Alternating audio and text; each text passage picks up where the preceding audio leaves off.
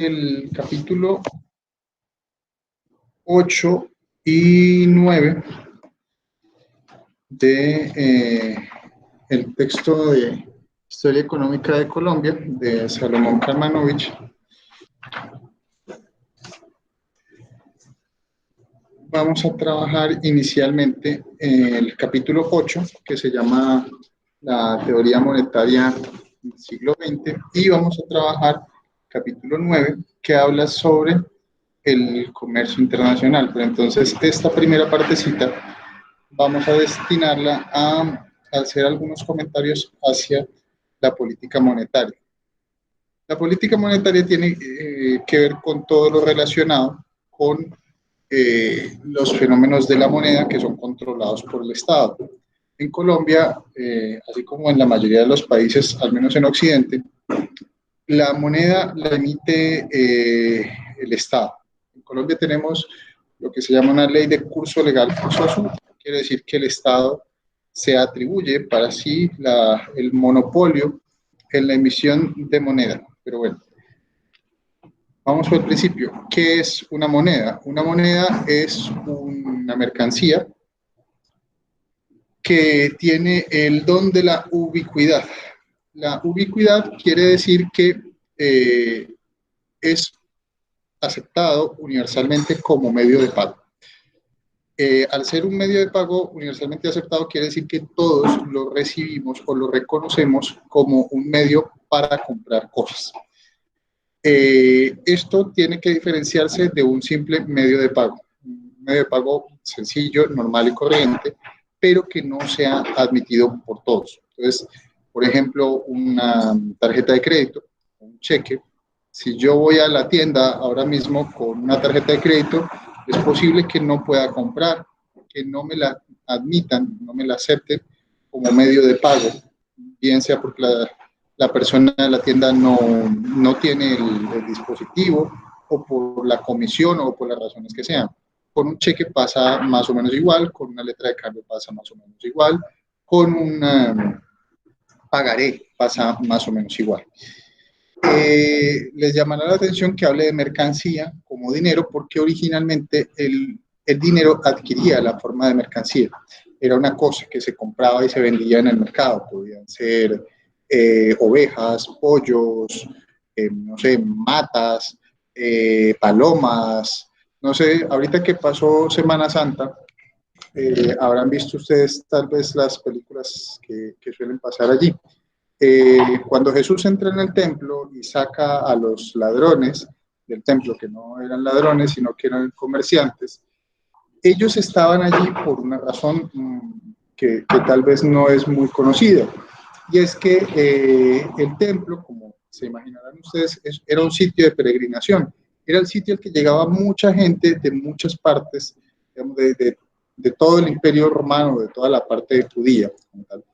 Y venían con distintos tipos de moneda. Entonces cambiaban la moneda. Es como si yo llego en estos momentos y me voy a Rusia y cambio pesos colombianos por rublos o por dólares, o me voy para Europa y llego allá con pesos y tengo que ir a alguna parte para comprar euros, en el caso pues que no los lleve de acá. Lo que sucedía en esa escena del templo es que lo que habían allí, lo que el Evangelio dice que Jesús llamaba ladrones, en realidad no eran ladrones, en realidad eran comerciantes. Era gente que estaba allí comprando y vendiendo cosas. Entre otras cosas que vendían, llama la atención sobre todo algunos animales o algunas hierbas que eran utilizadas para los ritos, para los sacrificios y demás, en las cuales esos animales fueron una forma de moneda en muchas culturas, digamos, al inicio de cuando empezó la moneda, porque esos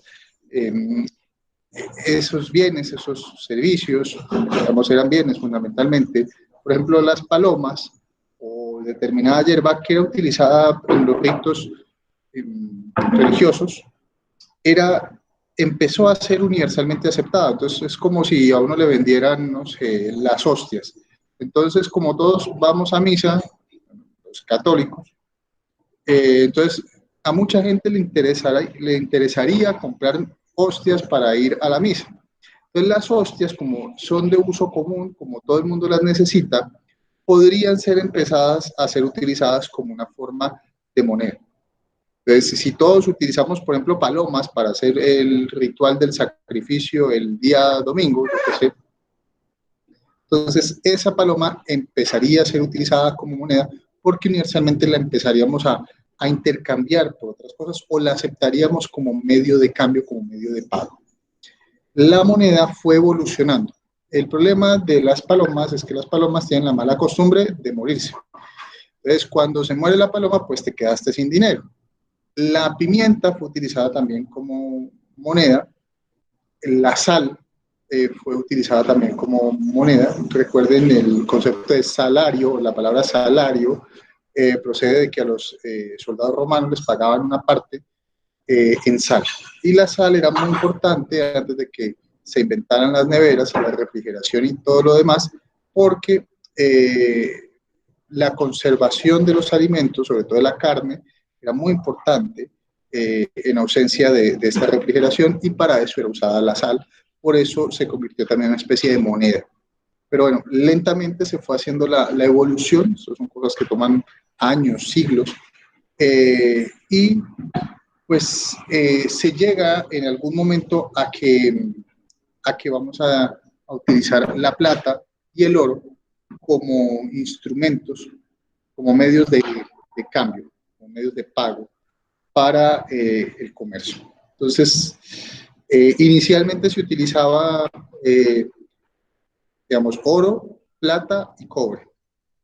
Sin embargo, a pesar de lo que ustedes se puedan imaginar o de lo que nos han contado, el oro no era, nunca ha sido utilizado como moneda de forma masiva.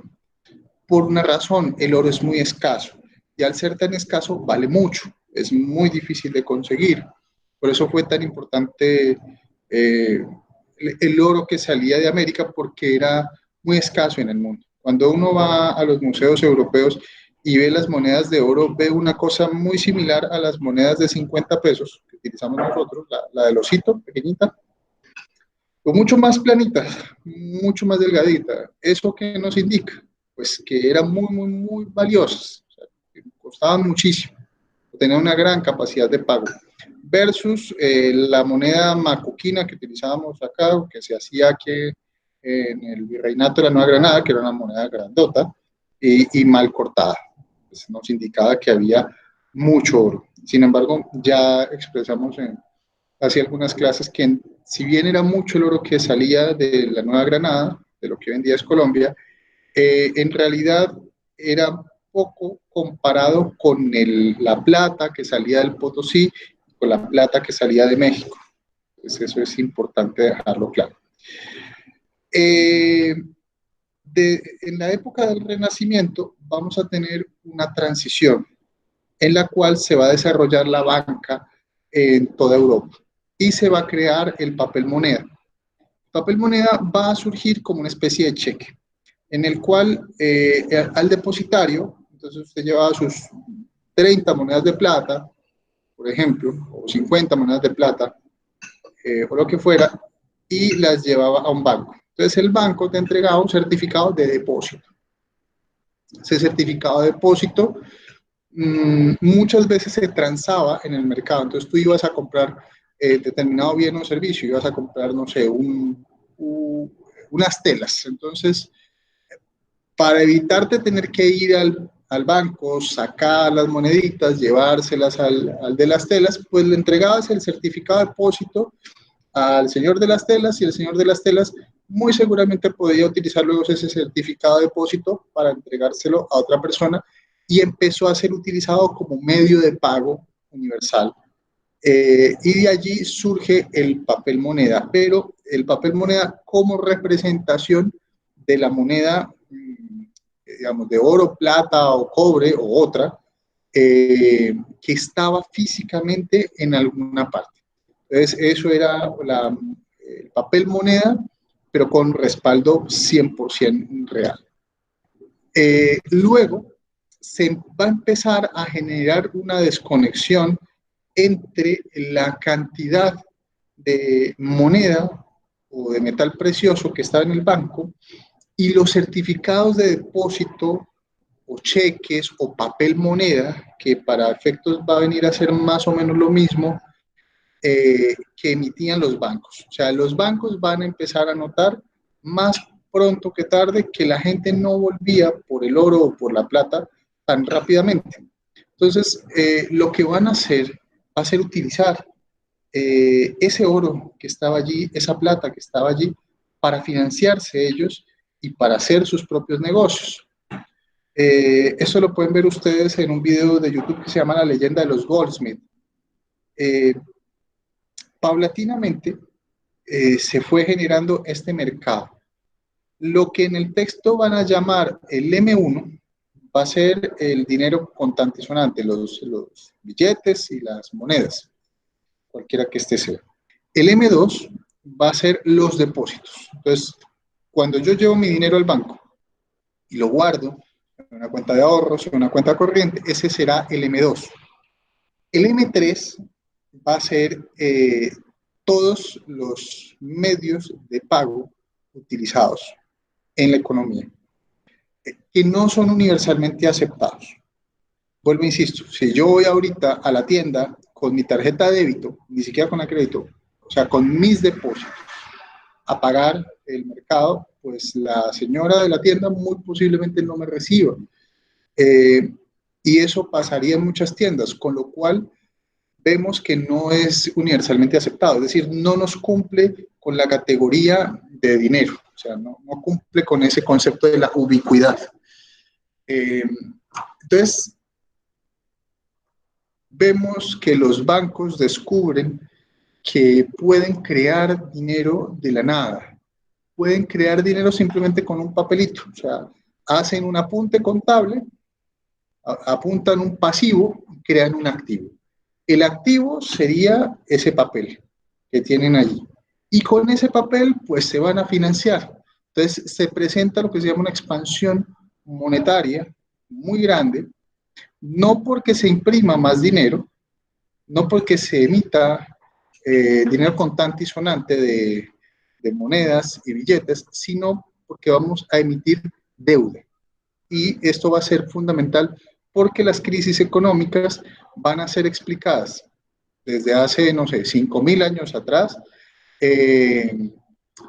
por medio de la deuda. O sea, las crisis económicas siempre y en todo lugar van a ser crisis de deuda. ¿Por qué? Pues básicamente porque tenemos ciclos en los cuales la gente se endeuda demasiado, compran demasiadas cosas, se endeudan demasiado y llega el momento en que no pueden pagar.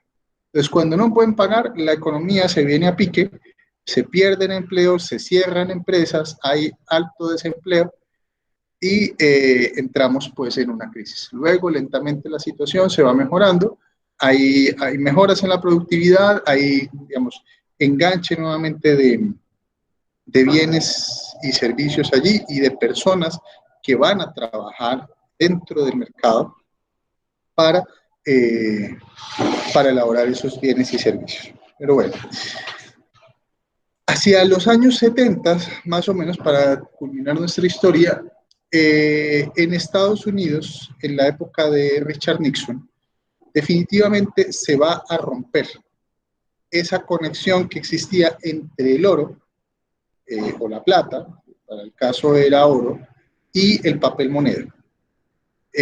A mí me tocó, por lo menos cuando yo era niño, hasta hace ya varios años, que los billetes decían 200 pesos oro, o 1.000 pesos oro, o 5.000 pesos oro. Eso le sugería a uno que en alguna parte del Banco de la República existían unas reservas de oro que respaldaban esa emisión de papel. O sea, que esto, el papel moneda, funcionaba como una especie de cheque, que yo podía ir allí y como en la época del Renacimiento, alguien me iba a devolver a mí mi cantidad de oro, por pequeña que fuera. De hecho, decía algo así como, el Banco de la República ordena, páguese al portador de este billete 200 pesos oro.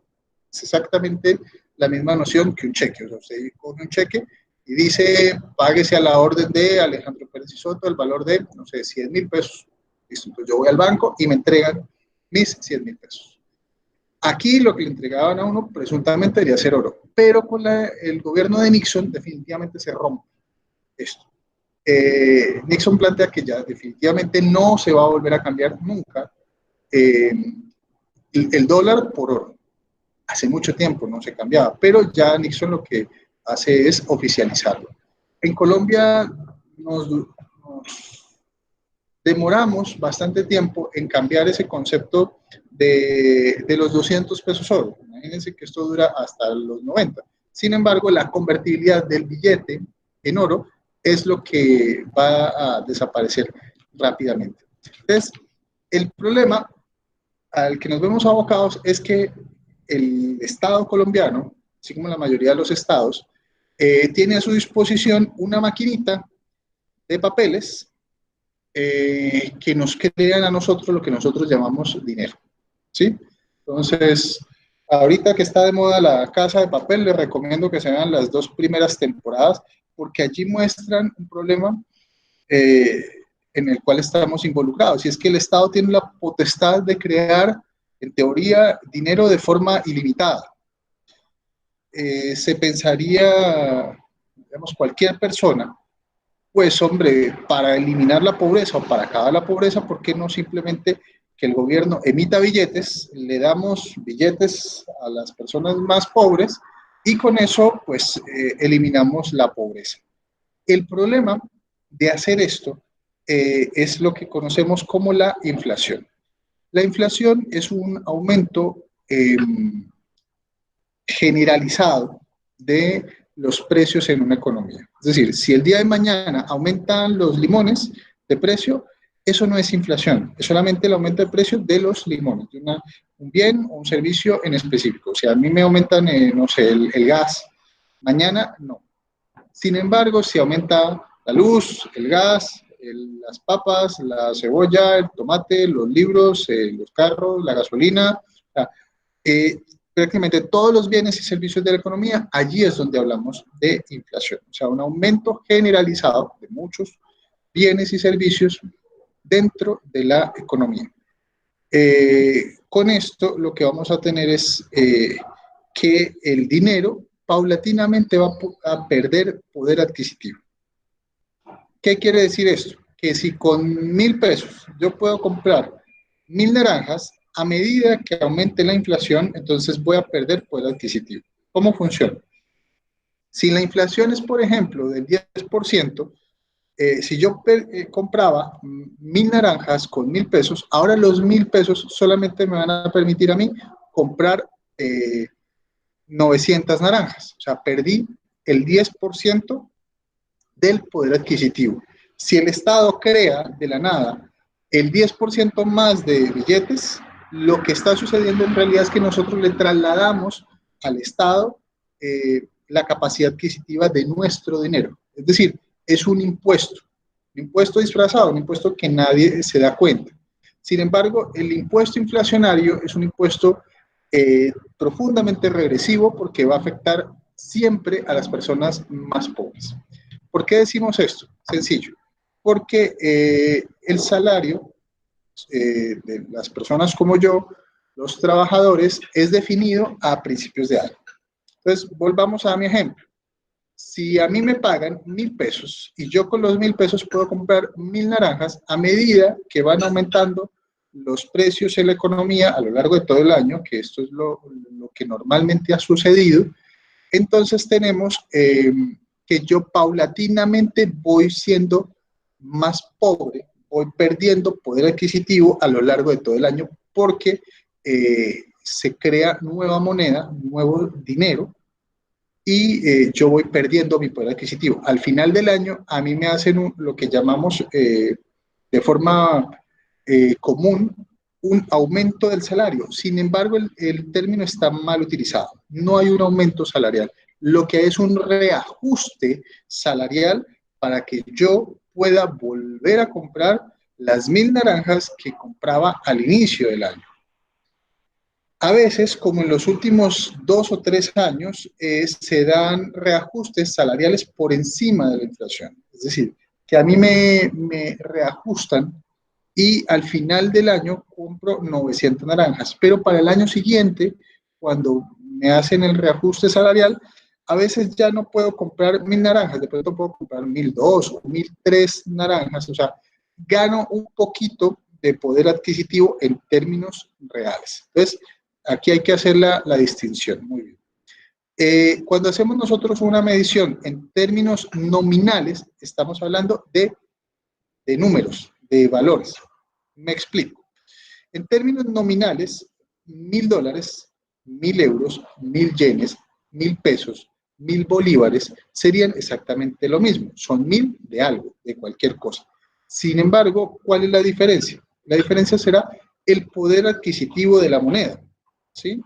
Entonces, yo con 500 pesos, ¿qué puedo comprar en Colombia? Pues poca cosa, un pan, no sé qué, algún dulce, un par de dulces por allí. No es demasiado dinero. Mientras que 500 euros tiene una gran capacidad adquisitiva. Ahorita que el precio del euro está disparado, para que ustedes se hagan una idea, 500 euros pues son 2.200.000 y pico de pesos. O sea, en un solo billete tienes muchísimo dinero. Básicamente son más de 2 salarios mínimos. Aunque el gobierno dice que a los trabajadores de las panaderías les pagan a 2 millones de pesos, pero bueno, eso es otra discusión. El problema que existe con esto será que vamos a tener, como diría el profesor Jesús Huerta de Soto, al pirómano del pueblo administrando la estación de bomberos. Es decir, tenemos al gobierno encargado de la creación de dinero. El problema con esto es que hay una tentación muy grande. La tentación de prender la maquinita y empezar a crear dinero de la nada y crear inflación. O sea, a robarle poder adquisitivo a las personas más pobres, a los asalariados y a los pensionados, que ellos no pueden defenderse de este fenómeno. O sea, simplemente a medida que el gobierno imprime más dinero, pues somos más pobres. Con el agravante de que esto ni siquiera pasa por un proceso democrático, no es aprobado por el Congreso, sino que simple y llanamente el gobierno toma la decisión de manera más o menos arbitraria. Este fenómeno que les acabo de mencionar ha causado que prácticamente todos los países de América Latina, no ha sucedido ni en Estados Unidos, ni en Canadá, ni en Colombia, ojo con esto, hayan tenido hiperinflaciones, ¿sí? ¿Qué significa una hiperinflación? Una hiperinflación significa un aumento desmedido de los precios. ¿Pero qué significa desmedido? ¿Cuándo nos damos cuenta nosotros de que estamos en una hiperinflación? Fácil. Cuando en un día, a ti en una economía te cambian los precios, varias veces en el día incluso ya estás en hiperinflación, ¿sí? Cuando tú notas que rápidamente se duplican los precios de cualquier bien o servicio, o sea, rápidamente en cuestión de días, si la libra de café pasó de costar 1.000 pesos a 2.000 pesos en cuestión de una semana, allí estás en hiperinflación, ¿sí? Pasa algo similar al tema de la pandemia. ¿Cuándo vemos nosotros que una pandemia es más grave? Cuando rápidamente se duplica el número de infectados, cuando rápidamente se duplica el número de muertos. Cuando deja de duplicarse rápidamente es cuando la curva empieza a aplanarse y a disminuir. Afortunadamente, en Colombia la pandemia parece ser que no tiene unos efectos tan profundos como ha sucedido, al menos en España, en Italia, e incluso allí nuestros vecinos del Ecuador lo están pasando bastante mal con este tema. Pero bueno, el problema con esto es que vamos a tener la maquinita de hacer billetes. Entonces, es una tentación muy grande. Es una tentación a la que por lo menos el gobierno chavista venezolano ha caído. Entonces, todos hemos visto, ya voy para allí, Andrés. El gobierno chavista de Venezuela ha creado su moneda de manera irracional, o sea, en forma abrupta, grandísima. Entonces, lo que hace el poder adquisitivo del bolívar ha sido disminuir estrepitosamente. Ni ustedes ni yo lo vivimos, pero en los años 70 el bolívar era una moneda fuerte, era una moneda muy, muy costosa. Llegó a costar por cada bolívar 17 pesos. Sus tíos y los míos, muchos de ellos terminaron en Venezuela trabajando, porque el cambio al peso colombiano pues, rendía muchísimo, daba mucho dinero. Y esto sucedió en distintos países de Latinoamérica. Entonces, cuando están en hiperinflación, una de las soluciones que se tiene son dos, digamos. Podemos optar por dos cosas. Uno, maquillar el fenómeno. ¿Cómo maquillamos el fenómeno? Pues simplemente le quitamos ceros al peso, al bolívar, al dólar, a lo que sea, y entonces decimos pues que ya 1000 bolívares valen un bolívar fuerte. O así, estos empezaron por un bolívar fuerte. Entonces, un bolívar fuerte era 1000 bolívares de los normalitos. Luego, al tiempo, dijeron que ya no, que ya 1000 bolívares fuertes iban a ser un bolívar soberano. O sea, un bolívar soberano de los actuales en realidad representa 1.000.000 de bolívares de los antiguos. Si ahorita hay hiperinflación con bolívares soberanos, imagínense qué sucedería si hubiera sido de los bolívares antiguos. Una solución es esa. Entonces, hay muchos países que han cambiado el nombre de la moneda, entonces le cambian, no sé, del peso al nuevo peso, del bolívar al bolívar fuerte al bolívar soberano. En Brasil han cambiado del real al cruzeiro y a muchas otras cosas.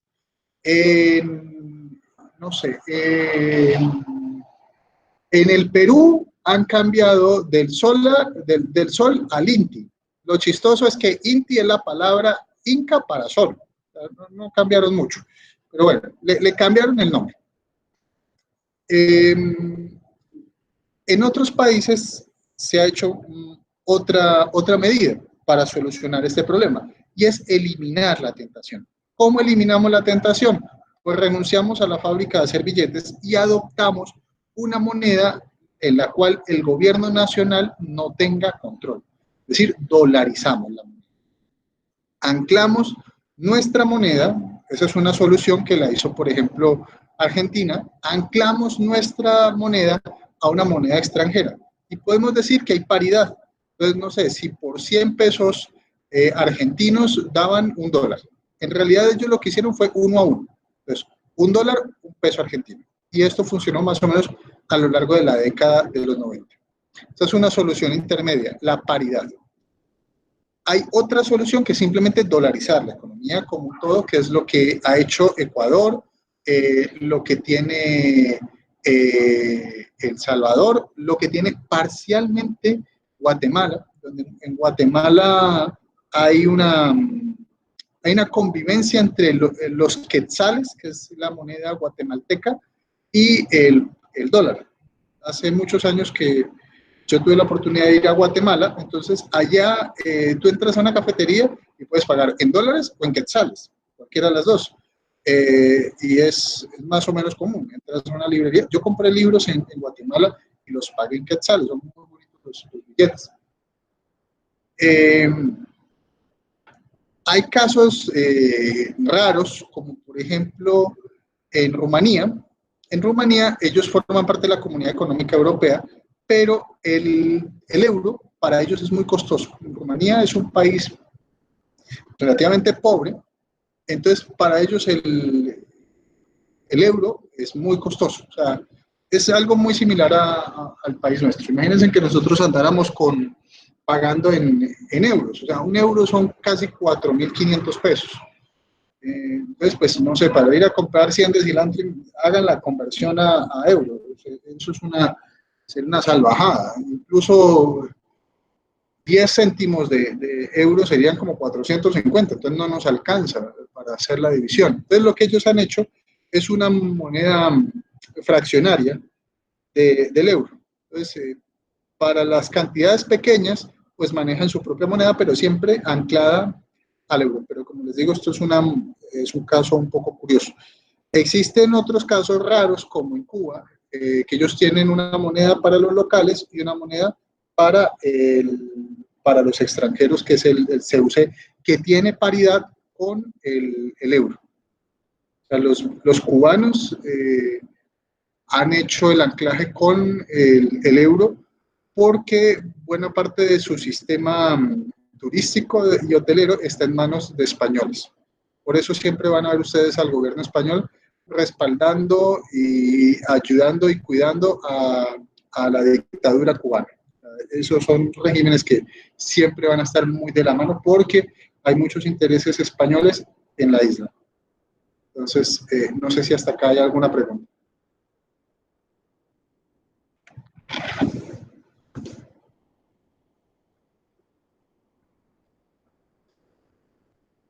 Bueno, entonces, Andrés Felipe, no sé si te queda claro. El tema, Andrés Felipe nos pregunta que en el caso de Ecuador, ellos no fabrican su moneda, entonces, que si están merced a la inflación que hay en Estados Unidos. Sí, indudablemente, ellos van a tener una inflación, pero va a ser una inflación muy pequeña y va a ser una inflación, si es que se le pudiera llamar así, provocada por fenómenos enteramente reales. O sea, en una situación como esta, la que estamos viviendo hoy en día, genera un aumento de precios.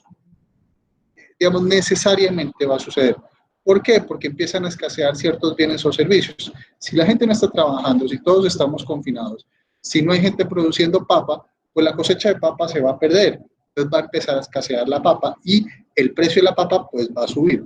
Lo mismo con las naranjas, lo mismo con la leche, lo mismo con la carne. Por eso es tan problemático el tema del confinamiento, porque el confinamiento va a generar escasez, va a generar inflación y posiblemente vaya a generar hambrunas. Dios no lo permita, pero el problema que tenemos ahora mismo es la gente que no está pudiendo salir a trabajar, que vivía del diario. O sea, la señora que vendía dulces en una esquina, las señoras que acá en la esquina de mi casa vendían chontaduro todos los días con guarapo y demás. Esas señoras no están percibiendo absolutamente nada, nada de dinero, y estaban en la parte informal de la economía. O sea, el problema real que tiene ahorita Colombia, más allá de la pandemia, es que tenemos el 47% al menos de nuestros trabajadores por fuera de la formalidad. O sea, son 47% de nuestra población económicamente activa con un riesgo muy alto de caer en la miseria más absoluta y en fenómenos de hambre, muy posiblemente. ¿Vale? Entonces, vamos a ver nosotros que en Colombia tenemos nuestro Banco de la República que se crea en el año,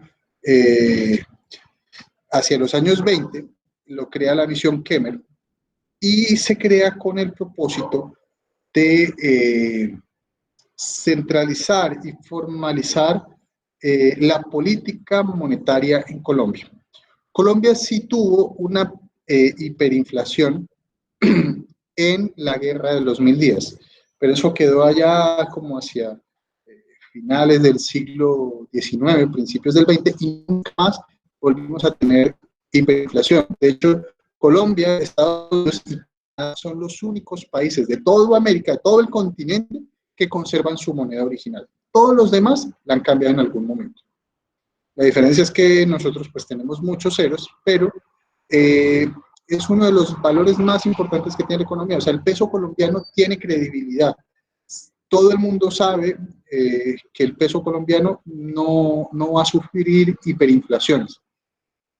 Y no la sufre porque el Estado colombiano nunca ha sido demasiado irresponsable en la política monetaria. O sea, nunca han cedido frente a esa tentación de generar aumentos de papel moneda muy grandes, de tal manera que se generara hiperinflaciones. Sí hemos tenido inflaciones, pero no muy grandes. ¿A qué le llamo yo inflaciones no muy grandes? Pues como mucho hemos llegado al 30%, que es alto, pero tampoco ha sido como para preocuparse. O sea, no hemos llegado ni siquiera al 50% de la inflación en un año. Entonces, el Banco de la República se crea por allá hacia los años 20, lo crea la misión Kemmer, cabezado por el profesor Kemmer, les aconsejo que busquen por allí la biografía, que es un economista muy interesante, y se crea con la misión de servir como banca central. Pero la banca central va a incluir varias cosas. Primero, ser el prestamista de última instancia. Segundo, servir de banco de bancos. O sea, a mí el Banco de la República no me presta dinero. Solamente le presta dinero a los bancos, pues al BBVA, a la vivienda, a los bancos. O sea, y les presta dinero por días, hasta por horas, y les sirve a ellos de prestamista de última instancia, y les va a servir también como garantía. ¿Garantía de qué? Pues, ¿se acuerdan que les expliqué ahorita que hay una diferencia entre la M1 y la M2 y la M3? Entonces, los bancos actualmente crean dinero de la nada. Lo hacen, como se hacía antes en el Renacimiento, por medio de un apunte contable. ¿Cómo funciona esto? A través del encaje bancario. Entonces, ellos no manejan el encaje del 100%. Es decir, no tienen, si usted deposita 100 monedas, ellos no guardan las 100 monedas. Ellos cogen esas 100 monedas y guardan estrictamente lo que la ley les obliga, es decir, el encaje bancario. El encaje bancario, para que ustedes se hagan una idea, en Europa es del 2%. Es decir, que de esas 100 monedas solamente van a guardar 2 monedas. ¿Qué van a hacer con las otras 98? Pues se las prestan a otra persona. Esa otra persona le van a entregar sus 98 monedas y a cambio van a poner un apunte contable que dice, fulanito de tal me debe 98 monedas. Esa persona va a ir normalmente, supongamos, a otro banco, ese banco otra vez va a guardar las 98 monedas y de allí va a sacar el 2%, entonces, pues supongamos que sacará, no sé, 3 pesos, ya este no saca 2, saca 3 pesos, entonces de las 98 monedas va a prestarle a un tercero 95 monedas y el proceso se va a repetir así, así, así, digamos, muchísimas veces, de tal manera que hay una expansión monetaria, una expansión de medios de pago muy grande y se posibilita un aumento en el, digamos, en la cantidad de dinero que circula en una economía de medios de pago de forma artificial. O sea, estamos creando dinero de la nada y estamos generando una financiación a gran escala sobre una mentira. O sea, no existe ese dinero. Bueno, el dinero, valga la aclaración, para el caso colombiano es lo que se denomina una moneda estrictamente fiduciaria. Fiducia es una palabra en latín que quiere decir esperanza. Es decir, el dinero que ustedes y yo utilizamos es una esperanza, una ilusión. No tiene contenido real, no tiene respaldo en absolutamente nada, ni en oro, ni en plata, ni en petróleo, ni en café, ni en absolutamente nada. Es dinero que simplemente existe, pues casi que por la fe. Si ustedes cogen un dólar y le dan la vuelta, pues tiene una frase muy clara que dice, en Dios confiamos. Dice, esto pues porque no pueden confiar en el gobierno, porque ni siquiera el gobierno guarda el oro que originalmente respaldaba este dinero. El oro fue expropiado a la gente. Bueno, dicho de otra manera, el gobierno le robó el oro a las personas que tenían depositado en los bancos, respaldando esos cheques, esos papelitos que se utilizan allí. Entonces, nosotros vamos a ver a lo largo de todo el siglo XX que se va a crear el Banco de la República y este nos va a servir como prestamista de última instancia, pero es curioso. Yo siempre he sostenido que Colombia no es un país capitalista, que es un país profundamente mercantilista. ¿Qué quiere decir esto? Que hay una alta intervención del Estado sobre la economía, pero que esa intervención del Estado sobre la economía se hace para beneficiar a ciertos sectores. O sea, hay una conjunción allí entre poder político y poder económico. No solamente ocurre en Colombia, ocurre prácticamente en todos los países de Occidente. Sin embargo, en el Banco de la República es muy diciente porque originalmente tenían asiento allí en el Banco de la República la Federación Nacional de Cafeteros y otras partes del sector productivo tenían allí asiento. Es muy curioso porque se visibiliza, se muestra de manera muy evidente la participación de estas personas, digamos, del sector privado dentro de la política pública. Kalmanovich nos habla allí incluso de los economistas de la Escuela de Manizales. La Escuela de Manizales, pues, es una cosa, digamos, muy puntual, que son los economistas que defendían los intereses cafeteros. Entonces, cuando tú exportas café, te va a interesar que las exportaciones de café valgan mucho. O sea, que a cambio de cada dólar que tú recibes de fuera, te vayan a pagar a ti pues X cantidad de dinero y que sea cuantos más pesos mejor. Es decir, que hay fuertes incentivos para que se haga una devaluación dentro de la economía. O sea, que cada vez el peso valga menos frente al dólar. Que cada dólar, si hoy vale, no sé, 3.000 pesos, que mañana valga 3.500. Bueno, mañana no, pues paulatinamente empiece a perder poder frente al dólar. Entonces vamos a tener a lo largo de todo el siglo XX una política muy fuerte de devaluación, pero al mismo tiempo a estos exportadores cafeteros les va a interesar que su moneda no pierda poder adquisitivo. Entonces se va a controlar muy fuertemente el tema inflacionario. A pesar de que, como les digo, vamos a tener una inflación más o menos moderada a lo largo de todo el siglo XX, no va a ser muy fuerte, en la medida en que el sector exportador presionaba para controlar esto. En otros países no sucedió esto. ¿Por qué? Porque estaban amarrados a fenómenos populistas.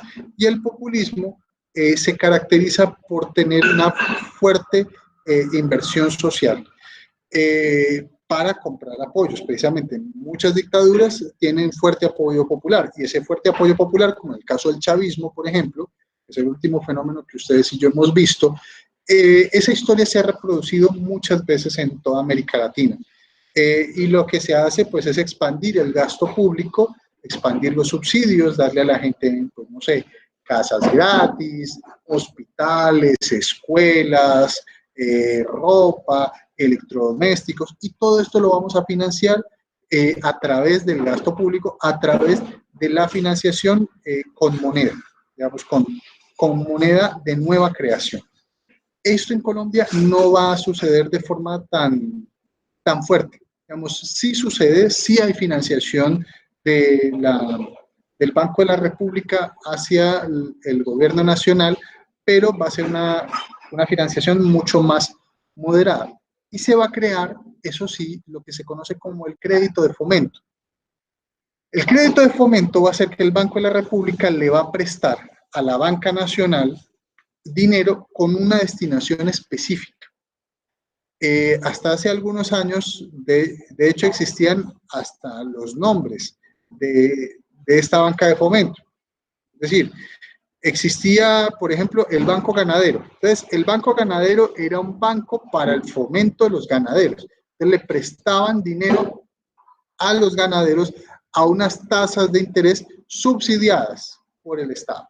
Es decir, que estaban por debajo de la inflación. ¿Qué quiere decir esto? Que si a un ganadero le prestaban 1.000 pesos y los tenía que devolver al cabo de 5 años, cuando devolvía el dinero a los 5 años, sí, posiblemente entregaban 1.000 pesos y hasta más dinero, pero el poder adquisitivo de los 1.000 pesos, volvamos al ejemplo de las 1.000 naranjas, al acabar el tiempo, posiblemente ya los 1.000 pesos no podían comprar 1.000 naranjas.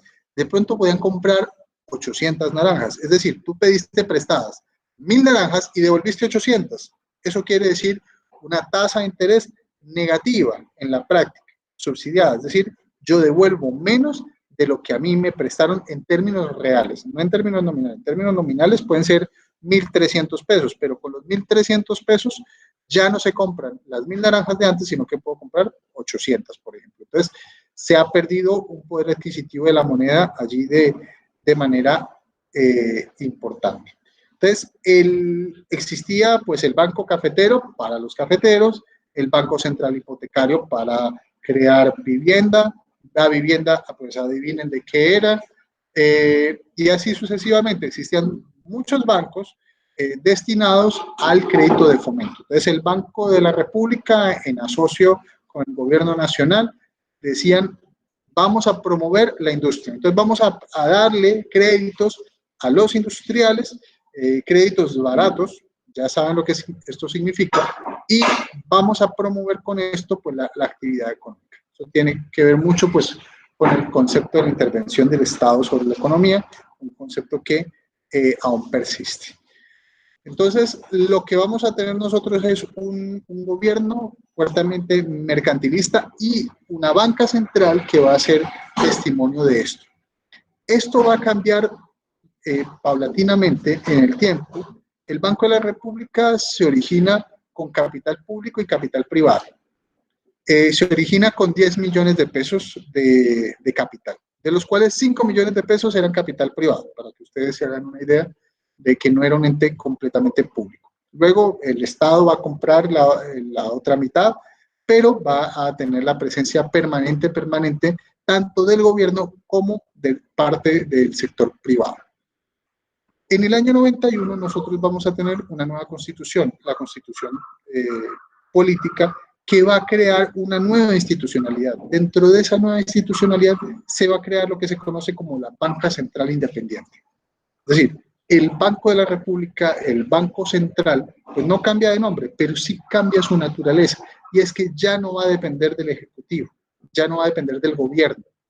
El gobierno, a través del presidente de la República, sí puede nombrar a 2 miembros de la Junta, que pues son 2 votos,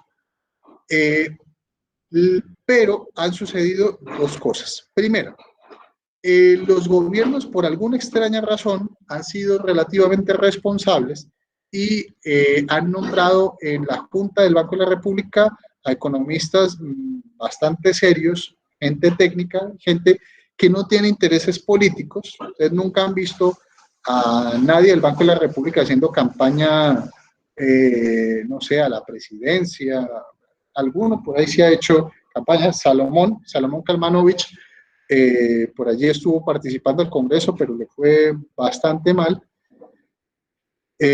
Hizo campaña con mocos, en la época ellos le llamaban los quesos, andaban como con unas pirámides, zapotes feísimas, y nadie votó por ellos. Les fue bastante mal. El tema es que los integrantes del Banco de la República no son políticos, son fundamentalmente economistas, pero no solamente economistas, sino economistas bastante serios, y que actúan de manera bastante independiente. ¿Por qué pueden actuar de manera independiente? Muy sencillo, porque el presidente de la República los nombra, pero no los puede echar. O sea, no tiene poder directo sobre ellos. O sea, tú los nombraste, pero una vez lo nombras, te lo aguantas. Y lo que les digo, han tenido un criterio bastante acertado en el nombramiento de, no solamente incluso de los miembros de la Junta, sino también de los ministros de Hacienda, que normalmente han sido gente, economistas de relativo prestigio, no así tanto de carácter político, sino más bien de tipo económico, digamos, orientación más bien hacia la academia. El efecto que esto ha tenido ha sido pues que el Banco de la República ha estado aparte del gobierno nacional, y a partir del año 91 ustedes pueden notar inmediatamente cómo empieza a reducirse la inflación, que ha llegado a unos niveles de cerca del 32, 33%, y empieza a disminuir de manera paulatina. Entonces, se crea la política de la inflación objetivo, y el Banco de la República ya no va a generar los préstamos, los llamados préstamos de fomento, sino que se elimina por completo esta política y, digamos, se empieza a liberalizar la economía. Se liberaliza por varios lados. El dólar y todas las monedas ya no van a ser fijados su precio a través del banco, por decreto, por lo que llamamos un tipo de cambio fijo, sino a través de fluctuaciones del mercado que van a tener, digamos, dos componentes. Fluctuación limpia, cuando fluctúa libremente la moneda, y una fluctuación sucia cuando establecemos lo que llamamos una banda cambiaria, estableciendo un techo y un piso. Entonces, por ejemplo, para el dólar, en estos momentos nosotros podríamos pensar en un techo de, no sé, 5.000 pesos y un piso de 2.000 pesos. Entonces, cuando la banda cambiaria se rompe hacia arriba, pues supuestamente el Banco de la República tiene que salir a vender dólares para que baje el precio. Y si rompe el piso, pues lo que tiene que hacer es salir a comprar dólares para aumentar el precio del dólar en esa economía. Nosotros hemos tenido todas las políticas. Hasta el año 91, un poco más, se manejaba el tipo de cambio fijo. Después se empezó a instituir la fluctuación sucia, es decir, con banda cambiaria, más o menos hacia el gobierno de Pastrana, y luego se renuncia a la banda cambiaria cuando definitivamente se dan cuenta de que no pueden influir el precio del dólar, que era una cosa apenas obvia, porque eso es como si el señor de la esquina quisiera influir el precio de la papa a nivel nacional. O sea, por mucha papa que él compre, nunca va a tener la capacidad económica suficiente para influir en el precio de la papa. A nosotros nos sucede exactamente lo mismo con el precio del dólar. O sea, no tenemos ninguna influencia, ni la más mínima. O sea, Colombia es un punto diminuto en todo el universo económico. O sea, que casi ni se ve.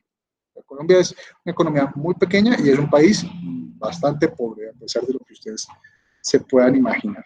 Hay países más pobres que nosotros, sí, pero no somos comparables con un país desarrollado, todavía no. Y creo que nos vamos a demorar bastante tiempo en serlo. Entonces, el Banco de la República va a tener esta composición. Yo les puedo pedir que hagamos un receso por ahí de unos 10 minutos, revisen el capítulo y vamos ahorita en la siguiente parte a hacer algunas precisiones importantes allí, ¿vale?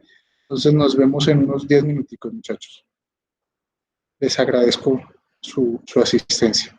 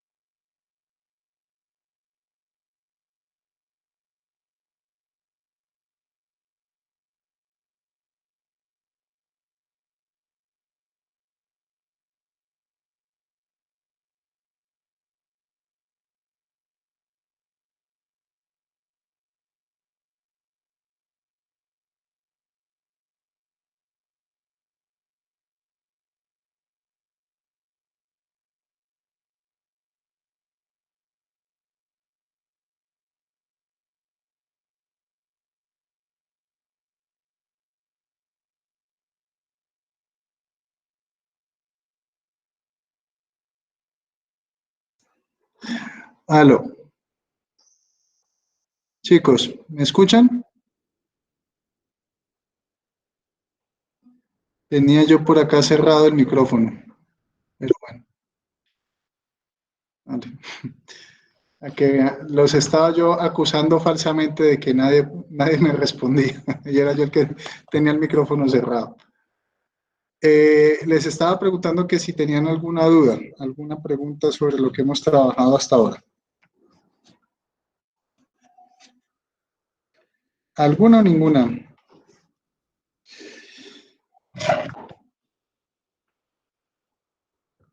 A ver, entonces se repitió lo mismo que ahorita. Les decía que esto solamente puede significar dos cosas. Primera, Profe, que todo o que no se profe, ¿me entendió, escucha? y casi siempre la segunda. ¿Qué dice Eimer? Profe, ¿me escucha? Buenos días. Te escucho ¿Sí? perfectamente, fuerte y claro. Cuéntame. Profe, sino que, bueno, yo tenía como una duda, ¿no? Sí, dime. Decía, pues, en el gráfico de inflación y las metas que se han proyectado en el país, después que usted nos comentaba de la Constitución de 1991, que no, pues, que hubo mayor control y no se han presentado Ujú. grandes índices de inflación, a Sí. excepto de 2007-2008, que fue pero nos dice que la inflación se incrementó, pero no fue Ujú. por culpa de la economía nacional, sino a nivel mundial, ¿cierto? Que hubo como una Ujú. crisis que afectó mundialmente la economía, Sí, ¿cierto? pero la Eh, inflación, una cosa es que no se cumpla la meta de inflación, eso a veces pasa. Sin embargo, la inflación no se ha disparado. ¿A qué le llamamos nosotros que la exacto. inflación se dispare? Pues que vaya, no sé, por encima del 10%, 20, 30, o que genere una hiperinflación. Eso no ha sucedido. Puede que la meta no se cumpla, Sí, porque, pero sí, la porque allí inflación se no se ha expone, disparado. a pesar de que fueron alternativas o variables exógenas, Ajá, la inflación llegó al 7.7%, sí, que pero no es una inflación no era alta. muy significativo. Ajá. No, no, no Y es por alta. otro lado, profe, yo estaba mirando, por ejemplo, ayer que pasaban en las noticias, decían que, pues ahorita estamos como en un periodo de recesión económica, ¿no? Por lo que está pasando, para Ujú, caer a sí, recesión económica. sí. América Latina pues va a ser uno de los más afectados con todo este proceso, pero decían que Colombia se va a salir mejor librado de todo ello, que Mm, por ejemplo Brasil va, se va a afectar en un 5.3% de la economía y son unos indicadores allí, pues que en el momento no recuerdo, pero que Colombia y Perú, Colombia específicamente se va a afectar en un 2.4%, que sería como la mitad de los otros países. Entonces yo pues estaba pensando en a qué se debe eso que se vea afectado en un menor nivel. Pues la verdad, Aimer, eso no lo sabe nadie. Pueden hacer proyecciones, muchas de ellas. De eso vimos los economistas. Los Ujú. economistas somos como los brujos, nos pagan por hacer predicciones que no se van a cumplir, eh, de alguna manera. Sin embargo, Colombia tiene una economía mucho más sólida en estos momentos, supuestamente, que otros países, pero tenemos varios problemas. O sea, yo no sería tan optimista. Primer problema, ¿recuerda usted cuál es nuestro principal producto de exportación? El petróleo y el carbón. Ambos están cayendo de manera estrepitosa. El precio del barril de petróleo en el mercado internacional estuvo la semana pasada sobre los $20. La, el petróleo, Sí, profe, es que, el WTF. perdón que me Sí, interrumpa, sí, por supuesto. es que precisamente por eso yo estaba pensando cuál es la proyección que están haciendo en el país para decir que será afectada la economía en 2.4% si somos una economía que depende básicamente del petróleo y del Ujú. carbón. Si Sí, fuéramos tal vez un país que la economía la movemos por múltiples factores de mercado, tal vez podría ser como más creíble, diría yo, esa proyección, Pues, como no sé, yo mencionábamos no me en la clases creo. anteriores. Yo no me la creo. Me parece bastante dudoso las... Sí, no es que no te crea a ti las cifras que me estás dando, sino que no creo que estemos tan bien como dicen los medios de comunicación. Lo que Sí, pasa es sí, que tal exacto. vez no estamos tan mal como los decimos. Eso sí puede ser cierto. Lo que pasa es que estamos en un entorno bastante complicado. O sea, Ecuador sí va a ver muy afectada su economía por los efectos de la pandemia. O sea, los muertos en Ecuador son una cantidad mucho más alarmante que la de Colombia. O sea, no quiero minimizar, digamos, la gravedad de la pandemia, sin embargo, para Colombia, comparativamente con otros países, la cantidad de infectados y la cantidad de muertos que hemos tenido, considerando nuestra población, han sido mucho menos. O sea, si comparamos a Colombia con Ecuador, si comparamos a Colombia con Italia, con España, con Estados Unidos, en realidad el fenómeno en Colombia ha sido mucho menor. ¿Sí? No quiero minimizarlo, pero vuelvo, insisto, si lo comparamos con otras economías del mundo, aquí pues las repercusiones van a ser mucho menores.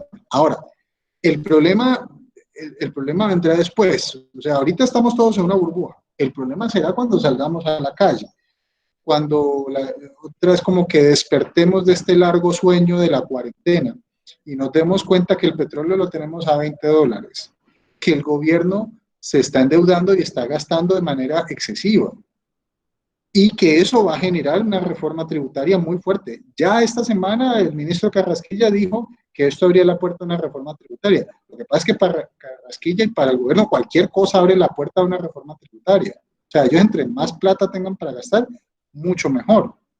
Y el problema que ellos tienen, el grave problema, es que la maquinita de hacer billetes no está en manos de ellos, está en manos del Banco de la República. Y el Banco de la República es independiente, ¿sí? Al menos parcialmente independiente. El ministro de Hacienda preside la Junta del Banco, pero aún así la injerencia que tiene el presidente de la República, el Ejecutivo sobre el Banco de la República es bastante escasa, bastante poca. ¿Vale? Pero sí, no, yo no soy tan optimista como los medios de comunicación. Eh, Esto es grave, o sea, la situación de la balanza de comercio exterior va a ser muy grave para Colombia porque es que se nos vino a pique el principal producto de exportación, que es el petróleo. Creo que estuvo por debajo del carbón. O sea, está más costoso el carbón que el petróleo. La situación es grave y no se va a componer en el corto plazo. O sea, esto lleva un tiempo. La OPEP se reunió la semana pasada para ver si reducían la producción mundial. El problema grave que hay con esto es que Estados Unidos es autosuficiente en, digamos, en consumo de petróleo. China cada vez avanza más en temas de producción de energías renovables y de gestionar como su propia producción energética. Y el consumo de petróleo ha ido disminuyendo. Entonces, eh, la situación es más o menos compleja. Nos pregunta acá Angie Isabel que lo de volver a la sirve para solventar un poco la economía. No, muchachos, es que no es un poco, es que si nos quedamos encerrados en la casa, literalmente nos vamos a morir de hambre todos. Bien sea porque la gente no recibe dinero, no produce dinero, o bien sea porque los precios de la economía van a empezar a crecer de manera estrepitosa, pues porque si la gente no trabaja, pues no hay producción, y si no hay producción, pues no hay comida, es que es así de sencillo. La cuarentena, una cuarentena prolongada, pues es muy grave para la economía, es muy preocupante, o sea, estamos como entre dos situaciones muy complicadas. De un lado tenemos la pandemia y la posibilidad de que miles o millones de personas salgan afectados por esto. Y de otro lado, tenemos una economía muy pobre, muy informal, donde mucha gente vive del diario. O sea, ¿qué está pasando con la gente que vive del diario? Que no están en programas sociales, que no les llegan mercados, que no les llegan ayudas. ¿Qué pasa con esa gente? pues están pasando necesidades, están pasando problemas graves. Ese es el efecto más profundo que está teniendo la pandemia ahora mismo, más que los mismos infectados o los muertos que estamos teniendo. Es una gente que está pasando necesidades y que muchos de ellos incluso podrían llegar a morir de hambre. Podremos incluso llegar a tener una situación de una hambruna generalizada. Eso es un fenómeno que está allí y que puede estallar en cualquier momento. ¿Sí? No, el gobierno siempre dice que las cosas van a ir bien, es su función. Mal harían en decir que las cosas van a ir mal. Pero bueno, digamos, todo con mesura. ¿Vale? Entonces, recapitulando, vamos nosotros a irnos hacia la parte de la inflación y las metas. Básicamente las metas se han ido cumpliendo a lo largo del siglo XX. Eso sería como una especie de margen de error. O sea, a veces se cumplen, a veces no, pero mal que bien la cosa ha ido bastante bien y sobre todo, recuerden, en economía siempre es más importante la tendencia que el dato. Y la tendencia que nos marca la inflación es una tendencia clarísimamente decreciente. O sea, tiende a volverse cada vez más bajita. El gobierno nacional ahorita está atrapado en un problema y es lo que se llama la regla fiscal. La regla fiscal que la instituyeron en el gobierno de Juan Manuel Santos es una regla que hace que se tenga que tener algún tipo de compensación entre ingresos y gastos. O sea, que el gobierno nacional no pueda endeudarse ilimitadamente, no pueda gastar ilimitadamente, sino que si queremos aumentar el gasto público, lo que tiene que hacer el gobierno nacional pues es tramitar reformas tributarias. Esto tiene de bueno en que al menos el aumento en el gasto va a tener que pasar por el proceso democrático de reivindicación de todo esto por medio del Congreso de la República. Lo malo es que no vamos a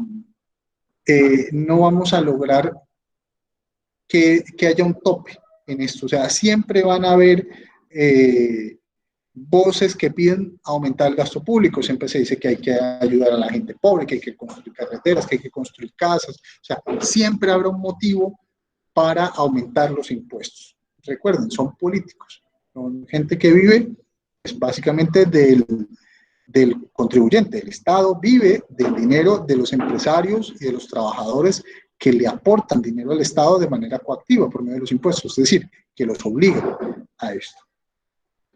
Entonces, vamos a entrar ahora en la parte del comercio internacional. Vamos a puntualizar algunas cosas. Primer elemento, Colombia ha sido una economía monoexportadora por excelencia.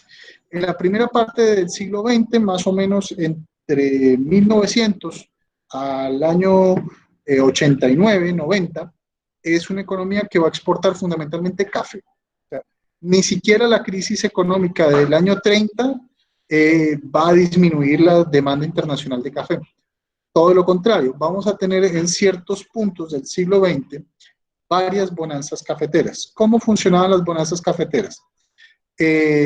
Colombia pertenecía a un cártel internacional de productores. ¿Qué es un cártel? Es una asociación de productores que se ponen de acuerdo para repartirse un mercado y se dan unas cuotas. Lo mismo que la OPEP es para el petróleo, existía un cártel del café que se llama el Pacto Cafetero. Entonces, en el Pacto Cafetero, a Colombia se le entregó una porción del mercado. Y Brasil era el productor más grande de petróleo y después de Brasil venía Colombia.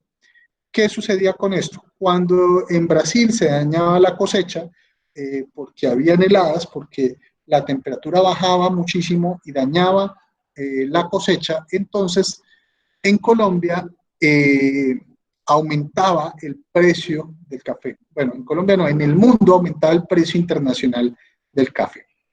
Pero todo lo que por agua viene, por agua se va. Entonces, el problema de esto va a venir que así como el cártel lograba garantizar unos altos precios del café, cuando se elimina el cártel, cuando se elimina el pacto cafetero, van a entrar nuevos actores en la producción de café. Por ejemplo, el café vietnamita. Quienes hayan visto las películas de guerra del Vietnam van a notar que sospechosamente la vegetación del Vietnam se parece mucho a la de Colombia. De hecho, en Colombia utilizamos unos helicópteros que se utilizaban mucho en Vietnam, que eran los Black Hawk, que estaban pensados para ese tipo de vegetación, para ese tipo de zonas, precisamente porque somos muy similares. El problema es que Vietnam produce un café muy similar al café colombiano. Y el café colombiano, pues más o menos se ha venido vendiendo como a $1, más o menos la libra, y ellos lo producen a cerca de 30 centavos de dólar la libra, un café muy parecido. Bueno, luego se crearon las variedades en Colombia, entonces tenemos que el Sierra Nevada, que el Huila, el Tolima, bueno, todas estas cosas, pero van a suceder dos cosas simultáneamente en Colombia. De un lado va a venir la ruptura del pacto cafetero, la caída de los precios internacionales, y de otro lado va a venir pues la epidemia de roya y de broca. La roya era una enfermedad que le daba a la mata, a la hoja, y la broca es un bichito, un animalito que se come el grano. Entonces, estos elementos juntos precipitaron que se cayera la producción y la rentabilidad del café en Colombia. Sumado a esto, digamos, paralelamente a esto, se empieza a hacer descubrimientos importantes de petróleo en Colombia. Colombia ha sido una economía que siempre ha exportado petróleo, pero nunca en las cantidades tan grandes como lo hace su vecino, Venezuela. Venezuela tiene las reservas de petróleo más grandes del mundo. Sin embargo, esto ha sido su maldición. En Colombia, perdón, en economía existe lo que se llama la maldición de los recursos naturales. Dice esta teoría que curiosamente los países que tienden a tener mayor cantidad de recursos naturales tienden a ser más pobres. Y esto precisamente porque los regímenes populistas tienden a anclarse a la bonanza de estos bienes, digamos, estos bienes de recursos naturales, estos commodities, como el oro, el carbón, el petróleo, la soya, el cobre, el café, para financiar, digamos, sus fenómenos populistas, la intervención a gran escala de política social y las dádivas a la gente, pues para que sigan votando por ellos y para retener el poder. Las dos expresiones más cercanas que hemos tenido de esto ha sido el kirchnerismo en Argentina y el chavismo en Venezuela, con resultados pues absolutamente catastróficos. Venezuela pasó de ser una de las economías más fuertes de la región a ser un desastre.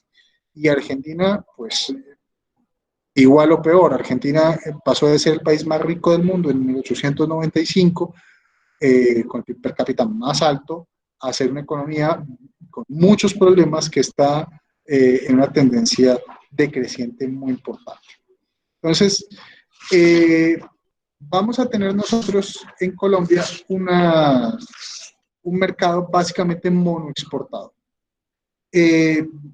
Producimos café y poca cosa más. Entonces ustedes me dirán, no, pues que producimos también flores, no sé, zapatos, otro tipo de cosas. El pacto cafetero se cae pues simplemente porque se disuelven, no se logran poner de acuerdo después allá de 1989. Si a alguien le interesa ver este fenómeno, véase la telenovela Café con aroma de mujer, que creo que está en YouTube o en RCN, por ahí está completica, y ahí muestran todo lo que sucedió con el tema del pacto cafetero.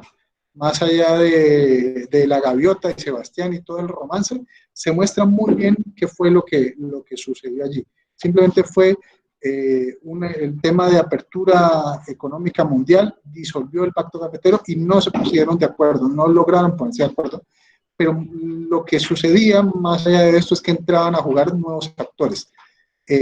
algunos países asiáticos se estaban incorporando a la economía mundial. Todavía China no estaba con tanta importancia, pero sí estaban por allí circulando Corea del Sur, Taiwán, Vietnam, que empezaron a participar muy fuertemente de la economía mundial y que estaban pidiendo un espacio de participación en los mercados.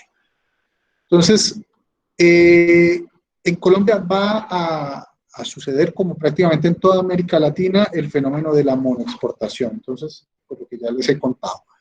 En Chile ellos tienen el cobre, en Argentina la soya, en Venezuela el petróleo, y nosotros aquí primero el café y después café, petróleo, carbón. Cada vez el café desapareciendo, paulatinamente el petróleo mejorando y el carbón también mejorando. O sea, nosotros no producimos bienes y servicios muy elaborados, sino que producimos básicamente son recursos naturales que exportamos, bienes digamos, bienes primarios, sin mucha transformación.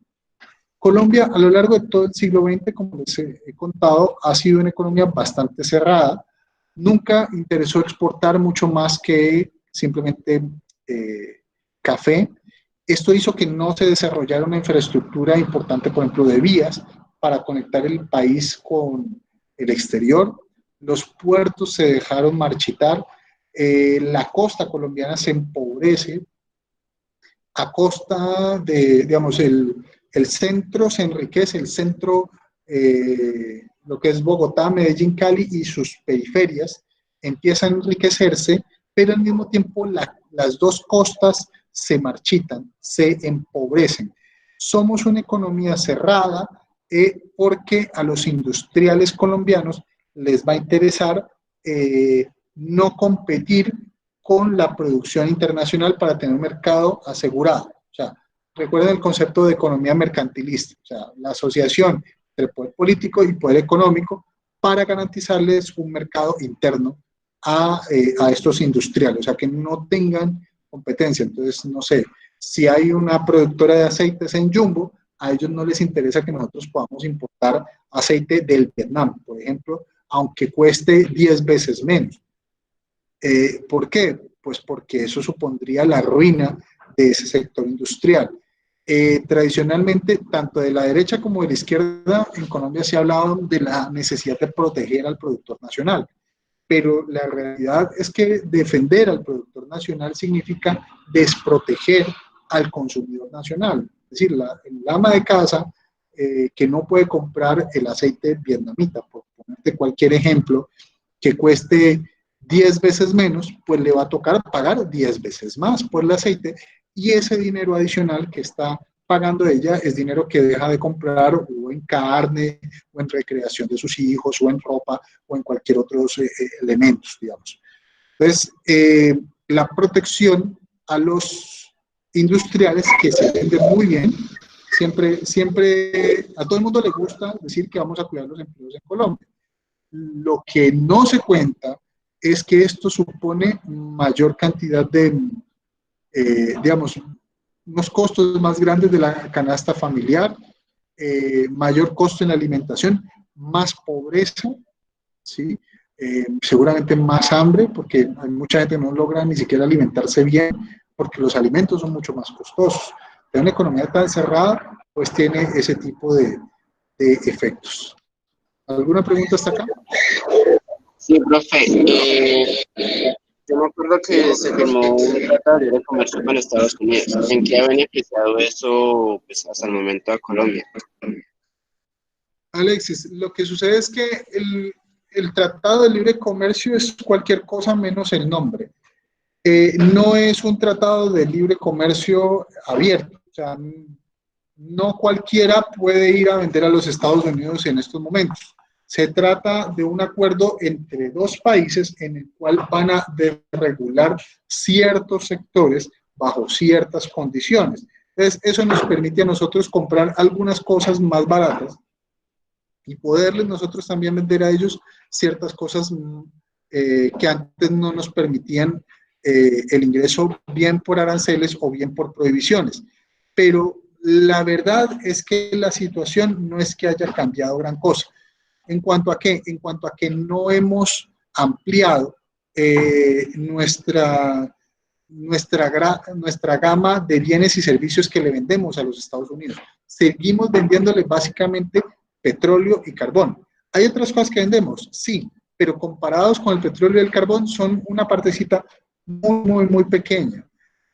La apertura económica que ha permitido, pues que nosotros podamos comprar ropa que antes era prácticamente imposible conseguir en Colombia, automóviles que no entraban al mercado colombiano. En los años 80 existían, yo creo que no más de 10 o 15 modelos de automóviles que se vendían. Ahorita pues es una infinidad. De hecho, en la época de antes de la apertura, para que ustedes se hagan una idea, costaban más los carros usados que los carros nuevos. Se preguntarán ustedes por qué. Pues muy sencillo, porque usted para comprar un automóvil tenía que ir al concesionario, pagarlo por adelantado y esperar 6 meses o más a ver si el carro aparecía.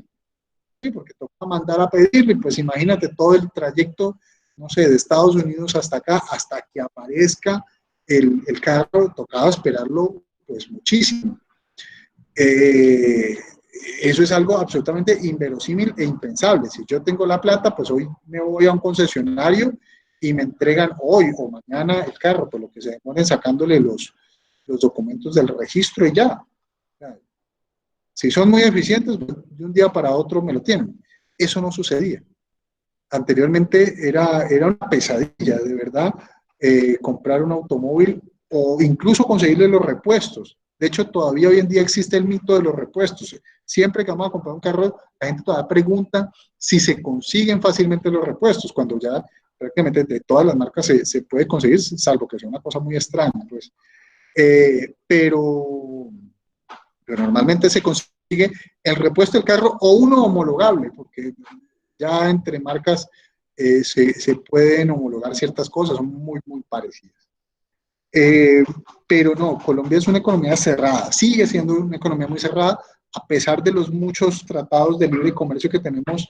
Te menciono algunos: la Comunidad Andina de Naciones. La razón por la cual Colombia se llenó de venezolanos y no podíamos, en teoría, hacer nada al respecto, porque nosotros firmamos un acuerdo con todos los países andinos, o sea, Colombia, Venezuela, Ecuador, Perú, Bolivia. No se está escuchando bien. La razón por la cual, aparte de la solidaridad con pueblos hermanos que tenemos con Venezuela, es que nosotros hemos firmado muchos acuerdos internacionales que permiten la movilidad de personas.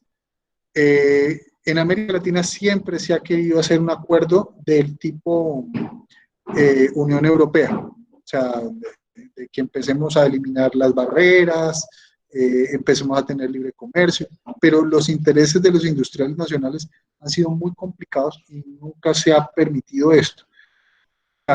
Miren que hasta la Constitución habla de la integración económica latinoamericana, pero eso no se cumple, y no se cumple porque los industriales de varios sectores en Colombia están siendo protegidos, y ellos son en buena medida los que financian las campañas políticas, los que ponen congresistas, los que ponen legisladores, los que ponen presidentes, ministros. Acuérdense de la escuela de Manizales, y esto ha hecho pues que la economía, que es cerrada, se mantenga igual de cerrada.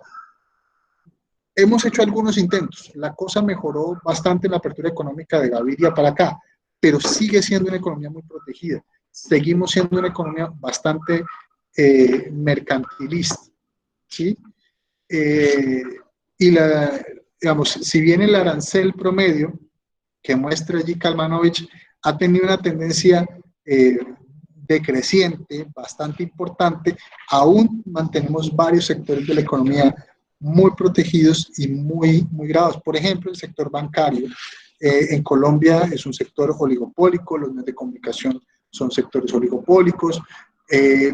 Los sectores estratégicos de Colombia son de 4 o 5 productores que no solamente controlan la economía, sino que también controlan la política. ¿Vale? ¿Alguna pregunta adicional? ¿cuál es el correlato de esto? El correlato de esto va a ser el contrabando. O sea, en la medida en que tú protejas más una economía, entonces más contrabando va a haber, porque la diferencia de precios es mucho más alta. Entonces, si el aceite vietnamita, del que les hablaba ahorita, vale la 10ª parte que el nacional, pues habrá gente interesada en traerlo de contrabando, meterlo por la frontera y venderlo, pues no nos lo vende 10 veces más barato, entonces no lo vende a la mitad. Entonces, si en Colombia se compra a 1.000 pesos, pues nos lo venden a 500. Y mucha gente hace esto. El origen de los sanandresitos era que en San Andrés se consideraba un puerto libre, entonces no pagaba arancel absolutamente nada. Entonces los papás de uno se iban para San Andrés y no me pregunten cómo, pero aparecían con neveras, televisores, lavadoras. ¿Dónde metían eso en el avión? No tengo ni idea, pero la casa llegaba. Porque era muy barato, o sea, el arancel que se pagaba en la isla era cero, o prácticamente cero. Y a raíz de eso aparecen, pues, adivinen, los sanandresitos, que eran sitios o son sitios donde se conseguían muchas cosas de origen en contrabando. Eso ha ido cambiando con el tiempo y se ha ido regularizando. Sin embargo, el contrabando siempre será atractivo en tanto más se proteja la economía, en tanto más aranceles, tanto más regulaciones aparezcan, pues van a suceder dos cosas. La primera, el fenómeno este de la chica que el papá o ella trabajaba en la DIAN, por allá en Buenaventura, y ella muy discretamente fue y se compró un Lamborghini rojo o un Ferrari para andar por Buenaventura. Pues a nadie le iba a llamar la atención un Ferrari un Lamborghini en Buenaventura. Era absolutamente discreta la cosa y